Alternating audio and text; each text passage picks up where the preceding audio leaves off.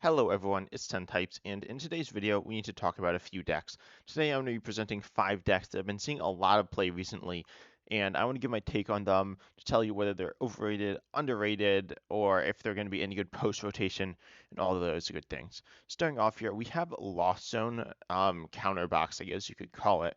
And this deck's been like super hot. Also on Limitless, it's miscategorized, which is kind of annoying, or at least on Play Limitless, it's miscategorized.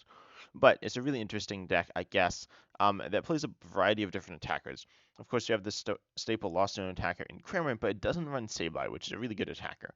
Instead, it focuses more heavily on Mirage Gate, which accelerates energy to your Pokemon, giving you access to a lot of different Pokemon. You see Roaring Moon to be able to one-shot, Iron Hands to be able to take extra prizes, Radio Ninja for its spread. You see Tropius with its grass attack, that's okay. We see Minior as a counter here to stuff like the aforementioned Iron Hands, um, as well as Snorlax, right? And then you have Mew EX for a little bit of versatility, useful in a number of matchups, and just like a decent Pokemon overall. I think Galarian Moltres also able to take advantage of the Dark type, and Raikou also able to take advantage of the Lightning type. And my biggest issue with this deck, as I've said about other Lost Zone decks, I like to not play too many types of energy. 3 is fine, although I personally shy away from that, but 4 is oftentimes too many. And the Pokemon that exemplifies this the most is going to be the Water Energy with the Radiant Greninja. If you ever lost on any Water Energy, or if it's prized, you just can't attack with Radiant Greninja. And so that means it's very hard to attack with it, honestly. You might need to double Mirage Gate, which is a lot of resources. You might need to use your Raihan, which isn't awful. Playing Raihan gives you a bit better ways to access it and to be able to attack with it. But then it's hard to hit Raihan. You do have Force Seal Stone and Town Store, but then your Town Store, you need to get that in play. Your Force Seal Stone can be prized, and you need a V on your bench, of which you have Galarian Moltres V and Raikou V, which aren't even that good anyways. So you have a lot of things going on here that mean that Radiant Greninja just isn't a great option to use because it's so hard to get. But also, you are committing those 2 deck spaces to the 2 water energies, which don't necessarily help out too much. Of course, a variety of energy types means that Mirage Gate will essentially always be active. You won't have like all your dark energies in deck, but then a bunch of the other ones all like in the discard and lost zone, so you can still use Mirage Gate for 2 energies, which is nice. But I don't know. I feel like the water energy, like the 2 waters, and this is common as well. This list isn't necessarily the same as all other lists, but it's very similar. And then like the 4 dark, I don't know. I feel like the dark attackers also aren't that good. Roaring Moon is pretty good. Iron Moltres V is not that good, right? Iron Moltres V plus Roaring Moon do give you a very good Mew matchup, which is pretty nice, but it's not, I don't know. I'm not the biggest. I don't think Mew's the best, but I know people play it, so playing text that's fine. But also, if you play against like a deck that you're not teched against, it's pretty bad. Also, even decks you are teched against, you take a look at a deck like Charizard EX. That's not necessarily a super great matchup. Of course, you do have the Tropius, which with super effective glasses does get the one shot, but it's a little awkward. And Town Star also is another thing I have an issue with. What does give you access to Forest Steel Stone and super effective glasses? That's it. And so, while those are sometimes like super effective glasses isn't even good in every matchup. In fact, it's not good in many matchups. And then Forest Steel Stone is good in every matchup, but you only play one copy of it and can use it once, and you might just like draw it. So I feel like Town Star does not get a lot of value in this deck, and so I don't know. I think there's a lot going on, and it doesn't necessarily synergize. And of course, while Lost One is a deck that can make it work, I don't think this is necessarily the best set of attackers. I think Raikou's only okay. And Radiant Greninja, as I said earlier, is the kind of the biggest issue with not being able to consistently get value. I definitely probably drop a Dark for a Water. I could see that. Also, only 2 Lightnings means you're not attacking with Arm Press really either. You can attack with Arm Press though in Iron Hands, the first attack doing 160 for 3, which can be useful as well if you're looking to hit weakness on a Pokemon like Lugia VSTAR or like Palkia VSTAR or whatever, which C play, not like a ton, but certainly C play, then you can do it, which Ampu very much will not necessarily be super good against. But overall, I think the deck's okay. And then in terms of surviving rotation, it kind of survives rotation, but not really. You lose a bunch of attackers. Well, you lose like Galarian Moltres for you lose Tropius, which came in Chilling Reign and Evolving Skies, and then you have a lot of stuff, but the meta's going to be changing. That being said, I obviously think Lost Zone will be good post rotation. I do like the 3 Super Odd. The 2 Lost Vacuum is kind of an interesting card. Obviously, it can be used to counter your opponent to remove their type things from play. They're like stadiums, like Path can be a bit of a pain sometimes, as well as like Bravery Charm, and there are other tools and stadiums that can be annoying. Then of course you can loss on your own cards, and you have to, which is nice to power up your loss on, but also you don't get that big boost. Like you don't get anything for 10 cards in the lost zone. So not playing Sableye, yeah, Sableye isn't super necessary, but it's still really good. So the deck's leaning very much away from spread, so it's very much a counterboxy style deck. And counterboxes, I don't know, you need something to stand back on and fall back on when you're not in a matchup that you're like hitting. And you're countering them, or if you like miss your counters, which is very possible if they're prized, or if you have to lost zone them for some weird reason. You probably won't, but you might, or you might be forced in very awkward positions. Um, so I think the deck's a bit. It's a cool deck. I think it's a decent deck, but I don't think it's the best way to play Lost Zone. I'd probably go the more straightforward way, because honestly, it's not that hard to play. It's not that hard to play if like things go your way. Things don't go your way, it's pretty difficult to play. But it's also because it's bad versus like a like more normal Lost Zone, like Lost Zone Giratina, or just like regular Lost Zone, or whatever you want to call the different decks. You need to have a more even matchup into every deck, so you're more reliant on your own skill. Versus this list, where you are reliant obviously on skill, but like it's a different type of concept. Next up, we have another really interesting deck. This is one that I've talked about some before, and a lot of people have talked about, and it's a really weird deck. That's Gholdengo EX with Palkia VSTAR. Origin form Palkia VSTAR is a very solid attacker, and one we'll actually talk about a bit later in this video. That being said, it's not like the best attacker. And Gholdengo EX is obviously also a very powerful attacker, but not the best attacker, and so they kind of fill in for what the other one lacks. Origin Form Palkia lacks that big one-shotting potential, the big burst potential in terms. Well, it has that burst potential with its V-Star power, but aside from that, it can't like go from nothing to something, especially without Melanie. Um, and then you obviously have the Gholdengo EXs, which can be like a sort of draw engine, but take some time to set up. Palkia is really good turn 2, and then it's pretty mediocre after that. Gholdengo, turn 2, it can be okay, but turn 3, 4, 5, it's really good. And then by the end of the game, you can stall out again. And that's the big issue with this deck. If you're on like turn 5 or like even 6, which will happen, some people act like you never get to turn 5 or 6, but that's 100% a thing. Um, Obviously, like games going longer, especially if you're just against a single price deck. Yeah, and then you do have Radiant Greninja, which you can use to punish your opponent if they are not like stopping it in some way, and if they're vulnerable to it, it's gonna be nice. One complaint I have with this deck is unsurprisingly going to be the supporter lineup. I don't think Worker's that good of a supporter, especially if you miss.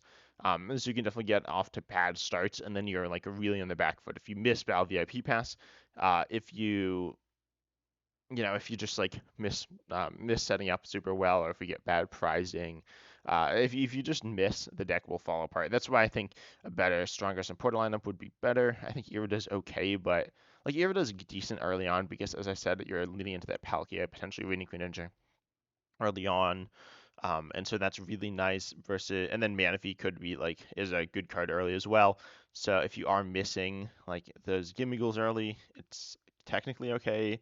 It's probably more important to get like Palkia because you need some attacker.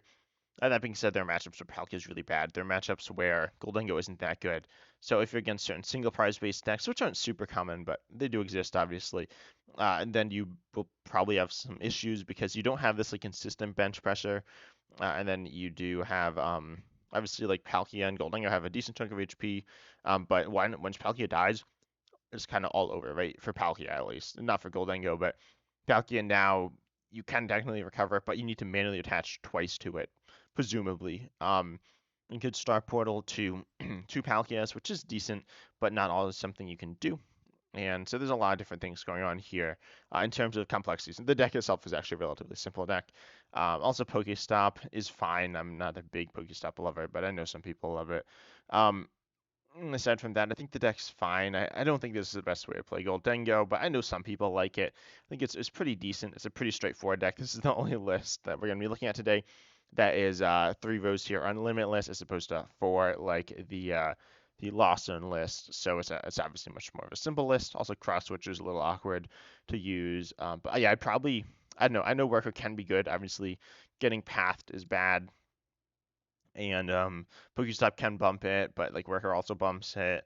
I'm just not a big fan of Worker. I'm not a fan of Avery either. Like, I'm not a fan of Draw 3. I don't think Draw 3 is like the worst, but I think it gets glorified in cards like Worker and Avery, which are just okay. I think Worker is better than Avery. I don't think you should like cut all the Workers, but I'd probably include a card like Iono. I know some people like to get big hand sizes with Gholdengo, and it kind of lends itself to that. But honestly, like your hand sizes aren't that massive because you get a big hand and then you play a bunch of cards, so then your hand's not that big anymore. So I would say like Iono research something like that to get off the ground a little bit earlier. But overall, I think the deck's pretty good. Uh, and then rotation, it's fine. It doesn't really lose anything, I don't think.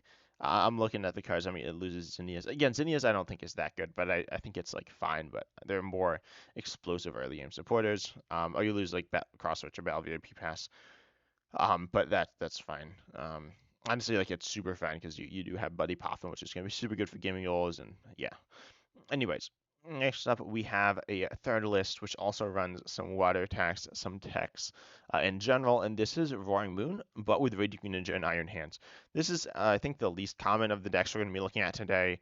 Obviously, Roaring Moon is a pretty common deck, but pairing it with Iron Hands and Radiant Ninja, this is something I've been personally seeing a lot on the ladder, and this is a deck I am not a big fan of. The big issue here, obviously, is that you have a bunch of different energy types, which isn't necessarily bad. 3 is okay, and you have a lot of dark energy. It's still more dark energy than not. So attacking with the Roaring Moon isn't that difficult. It's not like super easy, but it's not like it was super easy in the first place. And then you have the dark patches, and obviously Professor Sada's vitalities, and then you have some energy switches. But this list leans really hard into energy switch. And I think Roaring Moon as a whole has been leaning more into it, often playing water energy. And quite frankly, water energy is not that good in the deck. Lightning energy also is not that good in the deck. Roaring Moon needs to lean heavily into the Roaring Moon. If you miss Roaring Moon turn 1, it's not great, assuming you're going second. If you miss it, you can be okay, but it depends the matchup. Depends what start your opponent has. There are definitely situations in which if you miss the turn 1 knockout or just attack with Roaring Moon, you're in a pretty rough spot as you are just down the whole game, and your opponent's probably set up with an engine and now you are on the back foot the whole game. You are looking to come back into the game with these single prize attackers, or the attackers that like take extra prizes, like Iron Hands, Radiant Greninja, and then the Galarian Moltres, the Baby Galarian Moltres here as well. Baby Galarian Moltres is an interesting play. I honestly don't know if a lot of lists play that I played up against because most of the games end before then. But Baby Galarian Moltres is a nice addition. You will see sometimes more Pico and the Brute Bonnet, which are all decent cards. And I think the Dark Energy is better. I think you could play Water Energy or Lightning Energy, but I think playing both is not the ideal situation, as you're in a pretty awkward scenario. Specifically, attacking with Iron Hands and Radiant Greninja is kind of awkward. And I say kind of awkward, it's very awkward. Radiant Greninja, well, honestly, both of them, you just attach an energy, and that's it, right? You can't accelerate energy directly to it. So then you need to energy switch. And this also does not run a Raihan. I would consider adding a Raihan.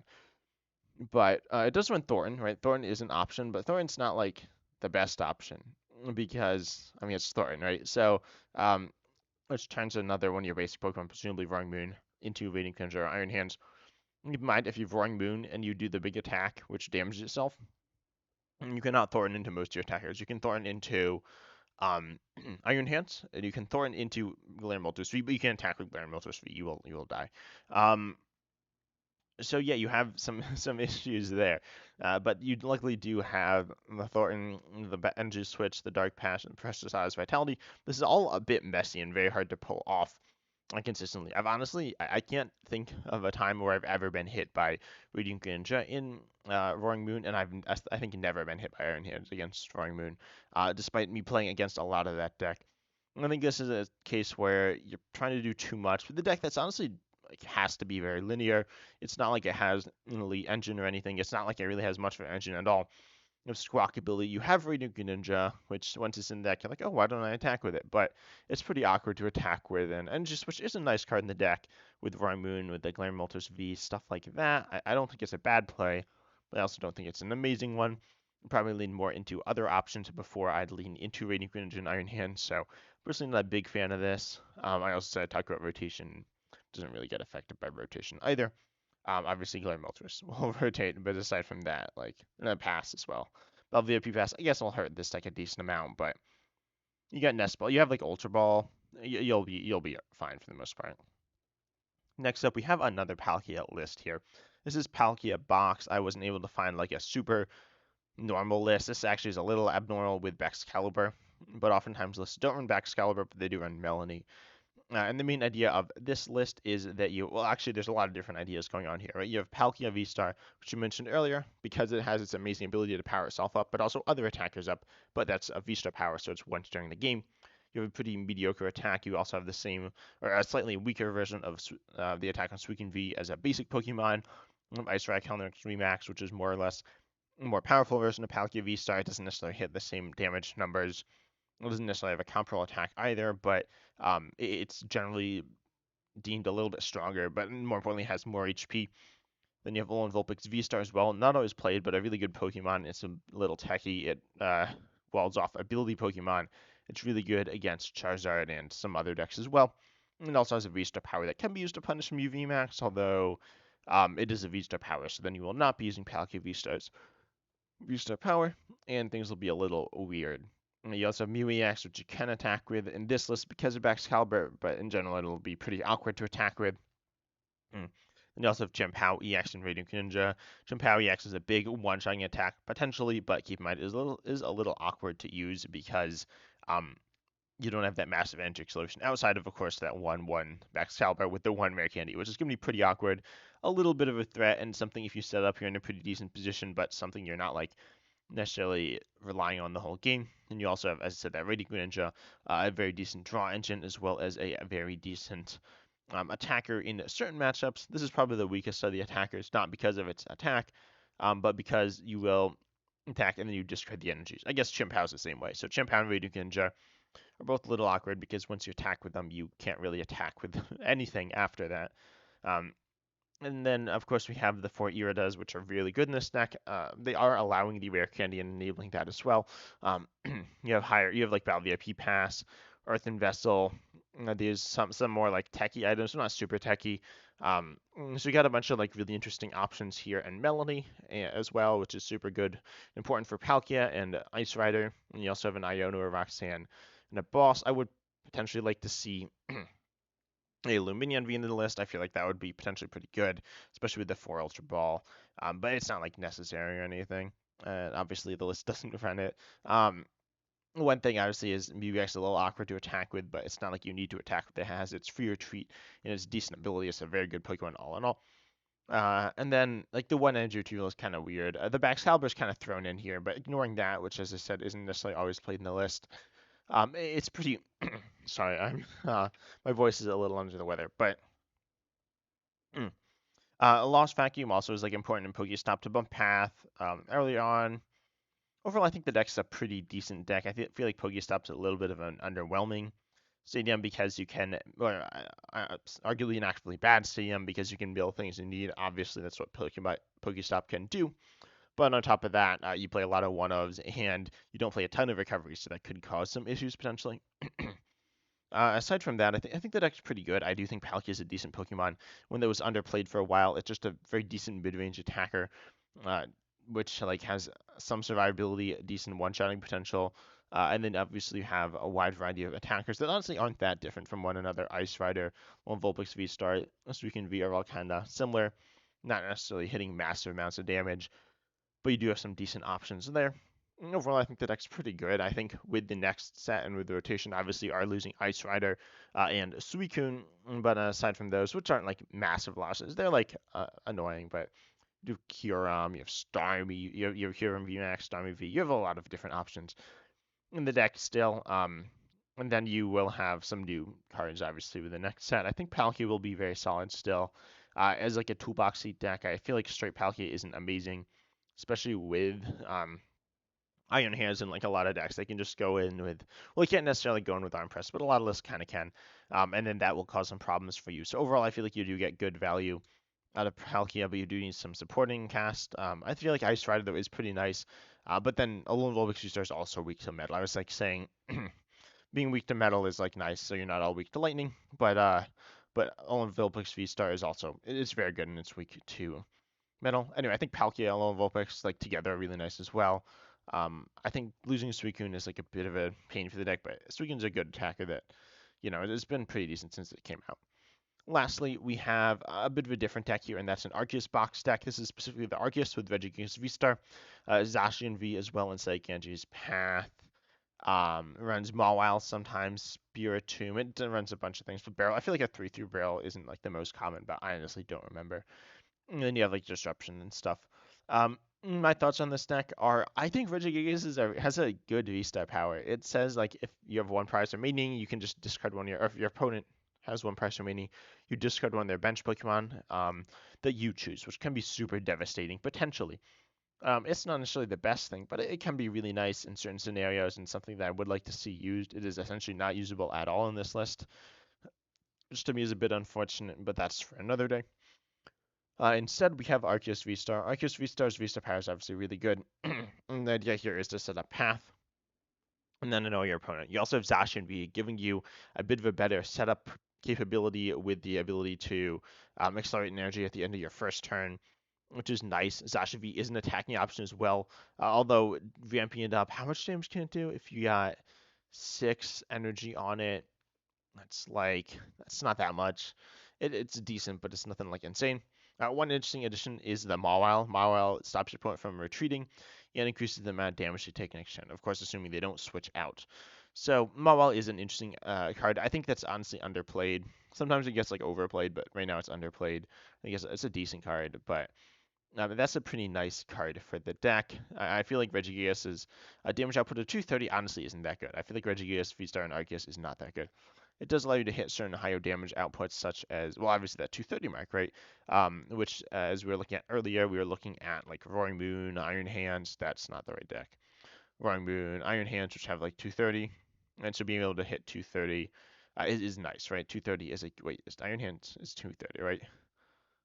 Yeah, okay. So Iron Hands, Roaring Moon, and there are some other things that are like 230. You can then boost up to 260 of choice, but which honestly isn't like useful really at all. I guess you get a lone Vulpix of V-Star, but for the most part, I feel like Regigigas V-Star is like okay, but I'm not a major fan of it. Its 300 HP is really nice and it's really high, but I wouldn't put them together. I feel like they don't have a ton of synergy. They get similar damage outputs. I'd rather see a Pokemon like Skeledirge, honestly, to like boost that damage more powerfully, right? Skeledirge EX obviously is very different though. It's not like Pathy and stuff, so maybe that's like a silly comparison. But I do think Regigigas V-Star is okay. Not my go-to option though. And then you have like Zacian V, which is okay. I think Zacian V is a nice option. Um, I think that having Disruption in Arceus is fine. I don't think it's amazing though, and obviously this deck is going to be hit by rotation with the loss of Path. Losing Zacian V is a thing as well, but like Path rotating obviously will cause some problems for the deck, and I think Arceus Path, well, obviously won't be a thing. You do have Spiritomb still, but Spiritomb's only okay. You do have other disruption options, but nothing really to the same extent as Path at all. Post rotation, I think I said before that I think Path will be the biggest loss to rotation. I still kind of think that it's certainly up there. Um, then we have, I don't know, aside from that, oh, I wouldn't include Jirachi. I think Jirachi's kind of bad. I've also said that in the past. It's okay, but it like, what's it even here for? Is it Lost Zone? I guess it's Lost Zone, but like I don't know. And then it can also obviously stop against like Medicham, but like come on, that's like not that big of an issue. So yeah, I wouldn't run Jirachi. I don't entirely understand that.